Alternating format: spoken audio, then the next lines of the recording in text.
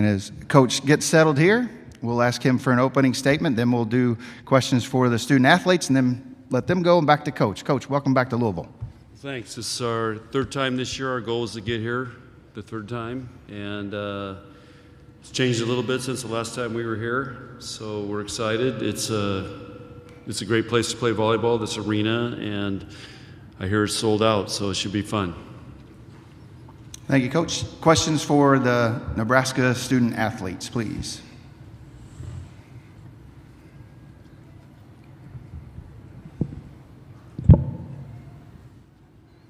Middle aisle to the left, back row. Lexi, what's most gratifying about being a four-time All-American? I think it's just, I think it's just really cool. I mean, it's something that, Coach challenges everyone to come in and be their best and try and be an All-American. But ultimately, I just think it's really cool that everyone kind of believed that I could do it. And my coaches always believed in me and my teammates did. And they were just always so supportive of me. So I owe it all to them and for all that they've done to help me get to where I am today.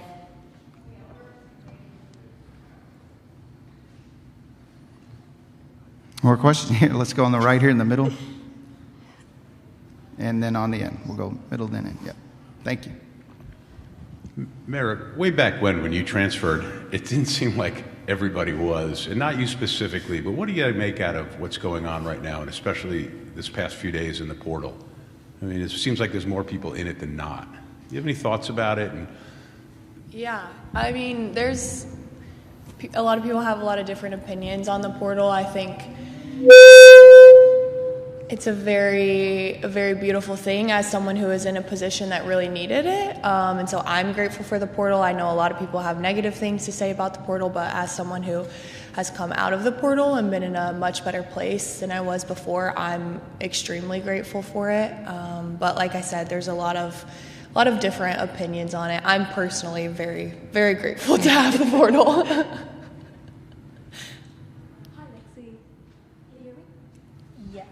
Hi, Aish with ESPN. I spoke with Justine Wong-Orantes yesterday, and she talked about how records are meant to be broken and that she couldn't be more thrilled that you are the one that's about to. Two-part question. First, how does that feel coming from her? And then I'll ask the other part after you answer. I think it means everything coming from her, and she's just such an amazing libero and such a sweet person, and she's someone that I've always looked up to ever since I was getting recruited by Nebraska, and so to even be in the same conversation with her is just insane to me, but yeah, she has just been so supportive, and it's truly meant the world. The second part of the question is, what is the scariest story you have to share as a libero? Scariest? Yeah, harrowing tale, if you will. I'm not sure.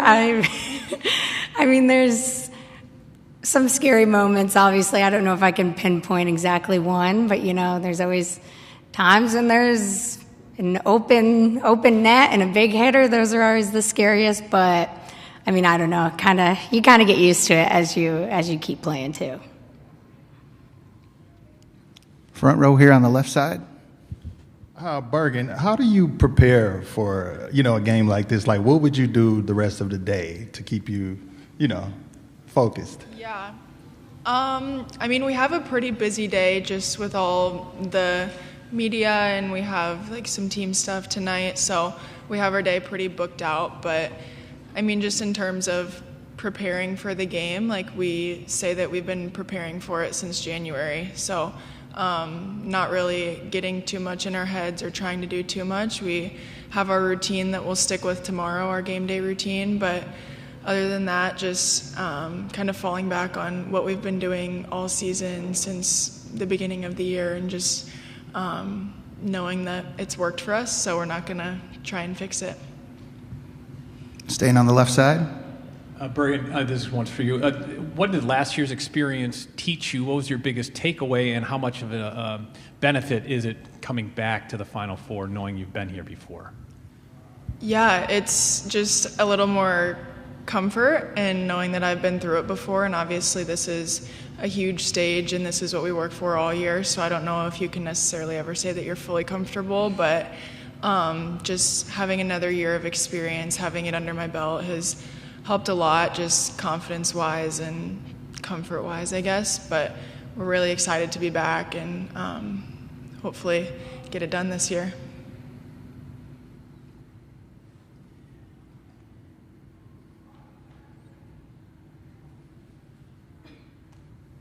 Merritt, do you feel like it's a benefit to be playing a team in the Final Four that you've already played this season?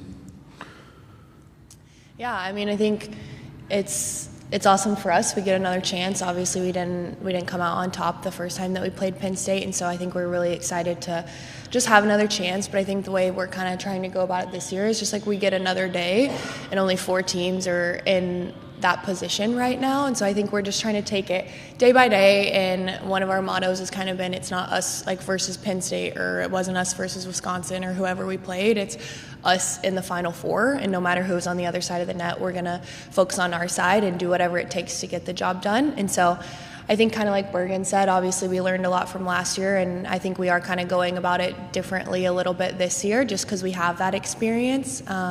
So, I mean, there's pros and cons, just like pretty much everything. I think we're excited just to get another opportunity.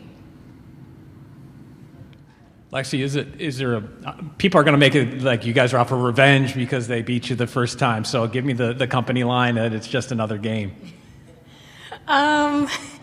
I mean, at the end of the day, it really is. It's just we're in the Final Fours, the semifinals, and at the end of the day, honestly, we have to play Nebraska volleyball and play our best game. It doesn't really matter who it would be against. We know that we have to play our best game of volleyball tomorrow night to be able to advance to the national championship. Okay, anything else? Okay, let's come back to the middle aisle there.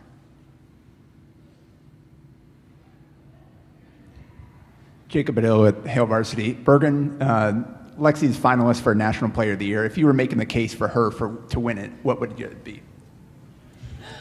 I mean, she's the best libero that I have ever watched play volleyball, and it's just an honor to get to play with her and to set her passes. I mean, a lot of days at practice are pretty easy for me because she passes dimes right on my head. So I don't know, I can tell people that she passes good literally every single day. So that would be my case. It's great to be a setter off of her, but it's just so cool that she's even in the position that she is. I know that a lot of times liberos get looked over, and she's made a name for herself and made a case to not get looked over. So really cool for her, and I'm really proud of her. Okay, anything else for the student athletes? Ladies, thank you very much. You guys can go. Thank you. Good luck. Okay.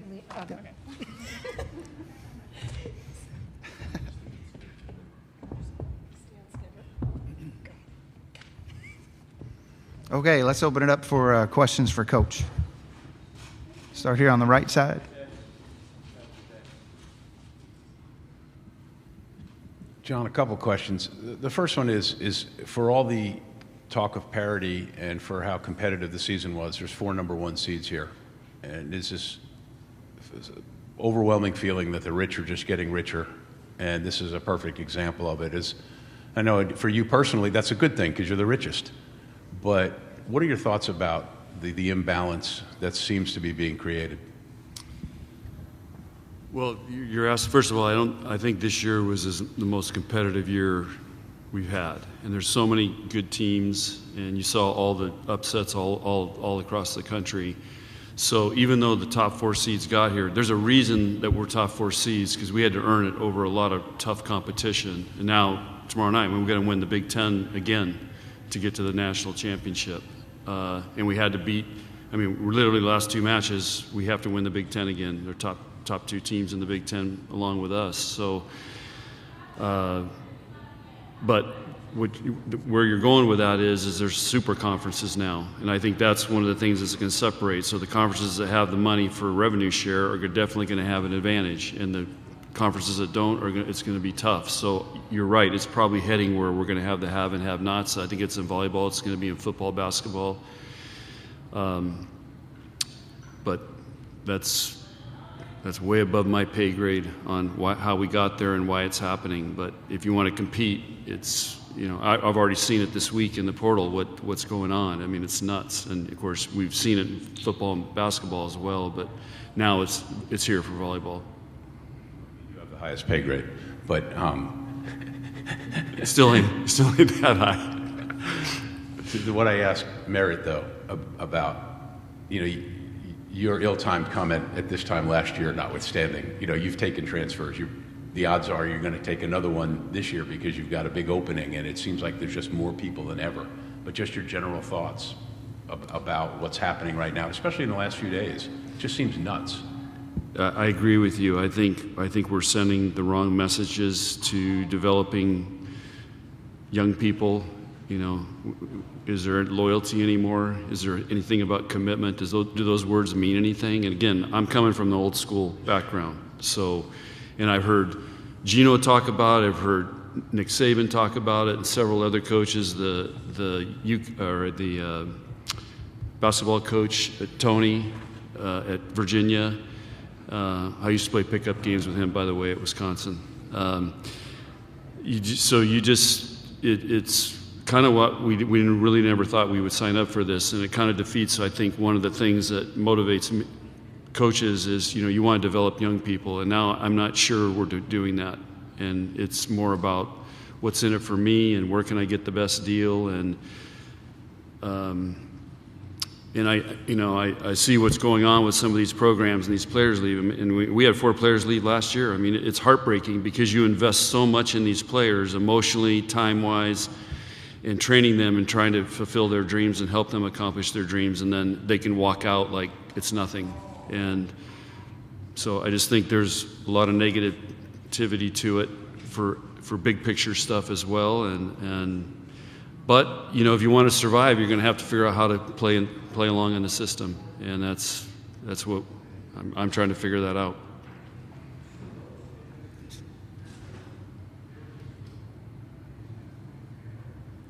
Coach, can you talk about your coaching staff, how much they mean to you and your players as well throughout the season? Well, it's, having a great coaching staff is a huge advantage to try to perform at the level we're performing at. And I feel very lucky because I've got Kelly Hunter, who's won 2 national championships, played in our program. Jordan Larson's done everything, played in our program. Jalen's been actually the longest assistant coach that has worked with me for the longest period of time of any assistant coach I've had. I've got 2 former assistant coaches and a player out there practicing right now in this thing. And so hiring good people and letting them develop and letting them do their thing. But it's not easy to keep everybody happy and work together, and there's a lot of work that goes into that, just like having a great family and having a great culture with our team. We're constantly working at it and trying to get better and challenge each other and then try to be on the same page with our players. Hey, John, I know you talked about the 2 kids that transferred from your program to Penn State earlier this year, but if you could just touch on their development and how they've kind of made a next step in their playing. Well, obviously they both had a great year. We had great plans for them. We knew they were good, and Maggie, once she went full-time volleyball, we knew she would really make a jump. And we also had a great plan for Caroline, but again, for whatever reason, those guys chose to leave, and they obviously went to another great program, and it's worked out really well for them. But we miss them. I mean, they were a year ago. They were right there in our locker room, so it's kind of bizarre when you think about it. And I'm seeing the pictures and stuff from last year. They're in all the pictures and Big Ten championship stuff, and here we are playing them to try to get the national championship. So it's like Lee pointed out. I mean, this is just nuts.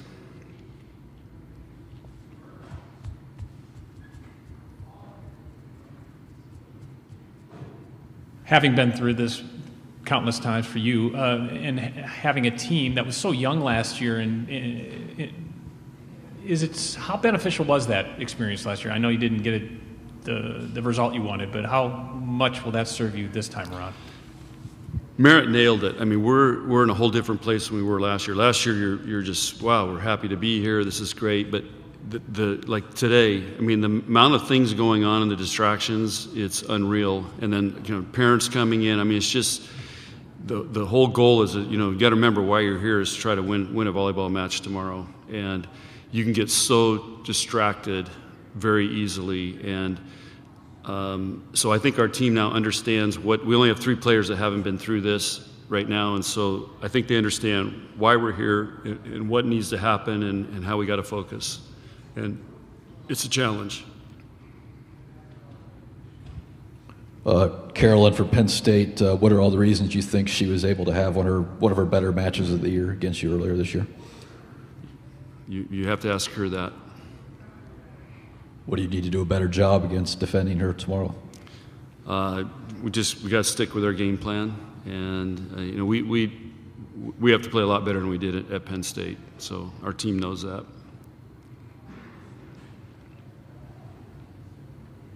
Jacob Dill at Hale Varsity. The libero position typically doesn't get a lot of recognition. What do you think is different about Lexi to be a finalist for the National Player of the Year?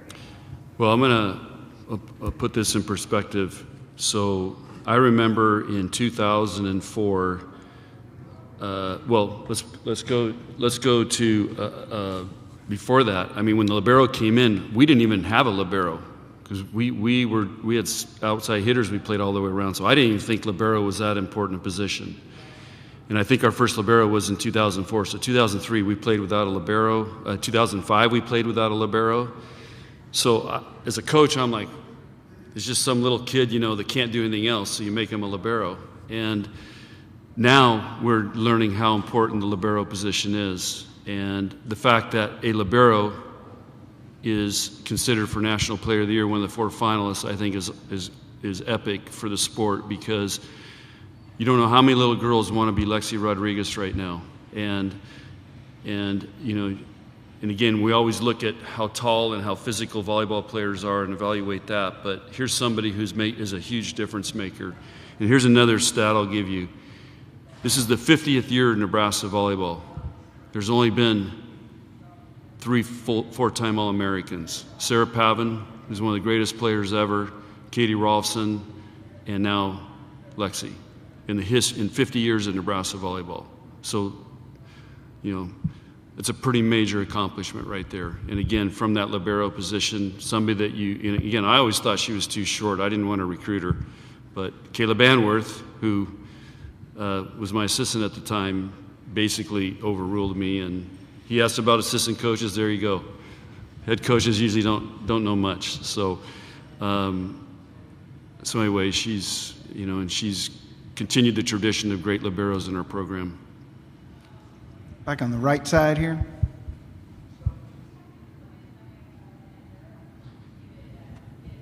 What was the first year you gave a scholarship to a libero? Wow, that's a really good question.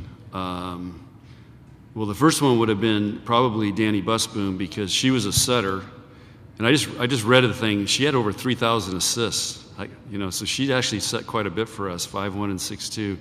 So she was probably the first one on scholarship. But Kayla was actually a walk-on, and then we put her on scholarship her second year.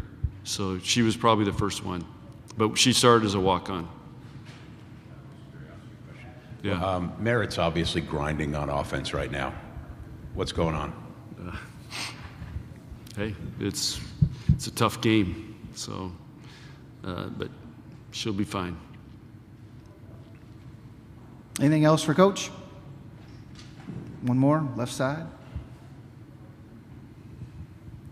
Hey, John, I was looking at the last time you guys won the national championship, an old video clip, and you had mentioned a story about Kelly Hunter, that when she was a freshman, you said that you had questions whether she would even make it on the team. Can you just expand on that? I can't remember what the situation was there, and how did she develop, not only on the court, but off, maturity-wise?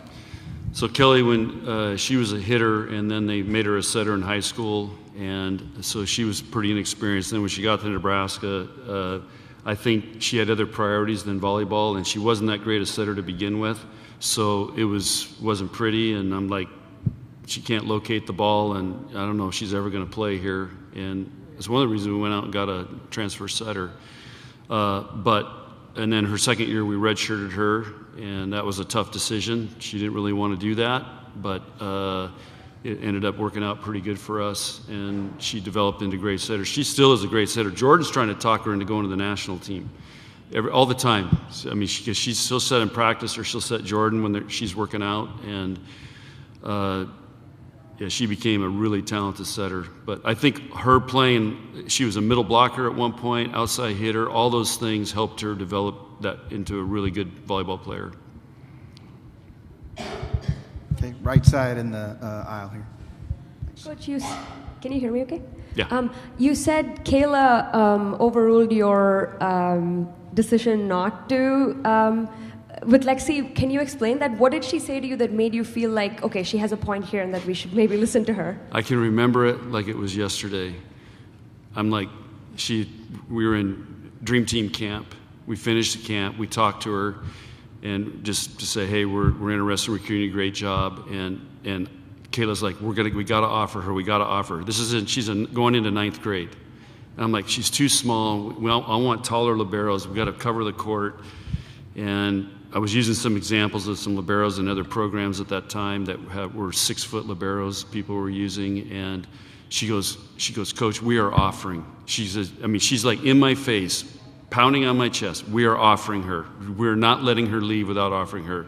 So I did, and Lexi walked from my office to the elevator, which is about 40 feet, hit the button with her mom. They were getting ready to go down. She stopped, walked back in my office, and committed. That's the story. So here we are. We're at time goes by fast. All right, time for one more, or we can let John go here. We'll let him go. Thank you very much. Okay, Coach. guys, thanks. Good luck.